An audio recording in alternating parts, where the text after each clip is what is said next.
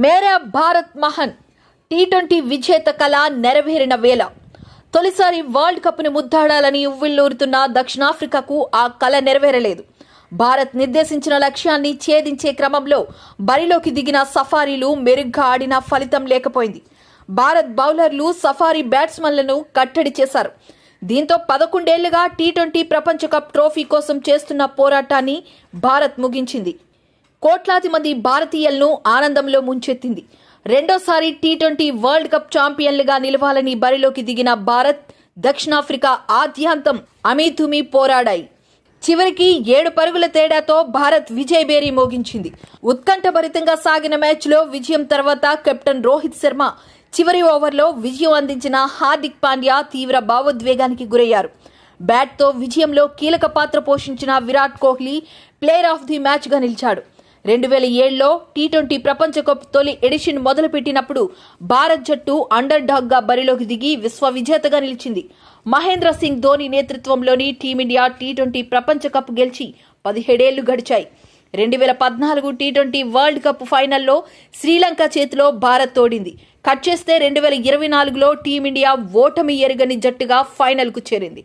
మరోవైపు ఇప్పటిదాకా ఐసీసీ నిర్వహించే ఏ ప్రపంచ కప్ టోర్నీ గెలవని దక్షిణాఫ్రికా భారత్ తో ఫైనల్లో తలపడింది. ఈ క్రమంలోనే చివరి వరకు తీవ్ర ఉత్కంఠ నడుమ జరిగిన ఈ హై వోల్టేజ్ మ్యాచ్ లో సౌత్ ఆఫ్రికాను మట్టి కరిపించిన భారత్ టీ20 ప్రపంచ కప్ గెలుచుకుంది.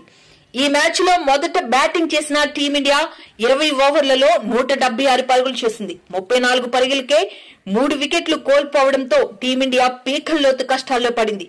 ఈ సమయంలో విరాట్ కోహ్లీ ఆచితూచి ఆడి 59 బంతుల్లో 76 పరుగులు చేశాడు.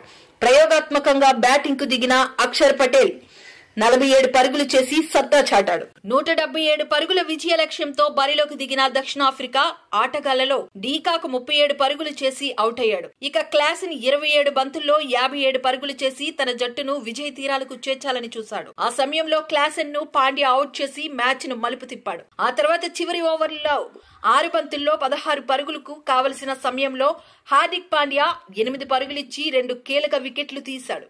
దీంతో భారత్ 7 పరుగుల తేడాతో గెలిచి జగజ్జెత్తుగా నిలిచింది. దీంతో భారత్ రెండోసారి టీ20 వరల్డ్ కప్ టైటిల్ గెలుచుకుని వెస్టిండీస్, ఇంగ్లాండ్ల సరసాన చేరింది. 2007లోని ధోని నాయకత్వంలో 2024లో రోహిత్ శర్మ కెప్టెన్సీలో భారత్ పొట్టి క్రికెట్లో విశ్వ విజేతగా నిలిచింది.